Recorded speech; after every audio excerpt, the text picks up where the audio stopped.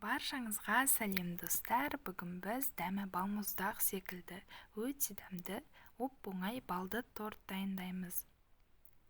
Ең алдымен қайнатпалы крем дайындаймыз. Ол үшін ыдысқа сарыуызды, ванилинді салып, жақсылап араластырамыз. Содан соң үстіне қантты салып, тағы да араластырып аламыз.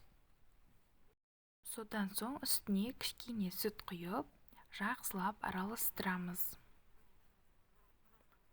Содан соң үстіне електен өткізілген ұнды салып, біркелкі болғанша араластырамыз. Сосын қалған сүттің барлығын құйып, араластырып аламыз. Енді газге қоятын ыдысқа сұйықтығымыздың барлығын құямыз да, жай отқа қойып, тоқтатпай үздіксіз араластырып отыруымыз қажет. Біздің отымыз осылай жанып тұруы керек. Міне біздің креміміз қоюланып қалды. Осындай көпіріктер шығып бастағанда астындағы отын өшіреміз де үстіне сары майды салып, жақсылап араластырамыз. Сосын басқа ыдысқа құямыз. Содан соң креміміздің бетін пленкамен немесе целлофанмен жауып, толықтай суытамыз. Толықтай суы үшін мұзды суға салып қойсаңыздар болады.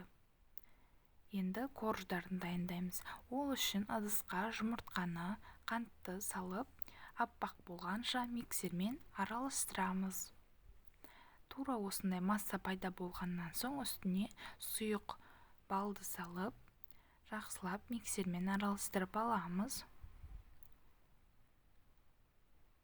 Содан соң үстіне сұйық майды, соданы қосып, тағы да бір миксерлеп аламыз. Содан кейін міндетті түрде ұнды електен өткізіп, 2-3 бөлікке бөліп қосамыз да силиконды күрекшенің көмегімен араластырамыз. Бізде осындай біркелкі масса пайда болу керек.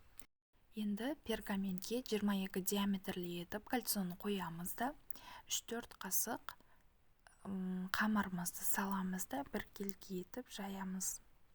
Негізі қамырды бірдей етіп бөліп алғандарыңыз жөн, сол кезде барлығы бірдей болып пісетін болады. Егерде кальцоны қоймайым десеңіздер, пергаментке міндетті түрде домалақ етіп сызып алсаңыздар болады. Пергаментті міндетті түрде поклан пергаментін қолдансаңыздар жабыспайды. Егер басқа пергамент қолдансаңыздар, қамырларыңыз жабысып алынбай қалуы мүмкін. Қамыр дұрыс жайылмай жатса, осындай спатуланың көмегімен тегістеп жібереміз.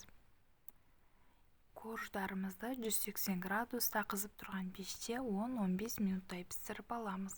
Тура осындай қоп-қоңыр түске енгенде аламыз. Енді тортты жинауға кірісеміз. Мен осындай ровной болып шығу үшін кальцоның көмегімен жинаймын. Сіздер де осылай жинасаңыздар, торттарыңыз тіп-тіке болып шығады.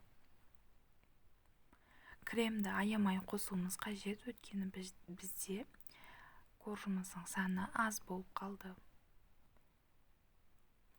Менде барлығы 5 корж шықты. Мен 4-еуін тортқа қолдандым, ал 1-еуін бетіне майдалап қойып, сәндеуге қолдандым. Қарап тұрсаңыздар, бұл медовый тортқа ешқандай да сары май қосылған жоқ. Сондықтан өте оп-оңай рецепт. Осы рецептпен міндетті түрде дайындап көріңіздер. Майсыз да өте нәзік жұмсақ болып шығатын болады. Маған 100% сеніңіздер. Бұл тортқа ешқандай да холодильникте 1 түн немесе 2 күн тұрудың қажеті жоқ. Өте нәзік болып шығады достар. Міндетті түрде дайындап көріңіздерші. Сол кезде ғана дәмін біле аласыздар. Бұл тортқа керекті заттардың барлығы үйден табылатыны 100% сенімдімін. Сол үшін міндетті түрде осы видеоны көре салып жасап көріңіздер. Сіздермен болған Раушан.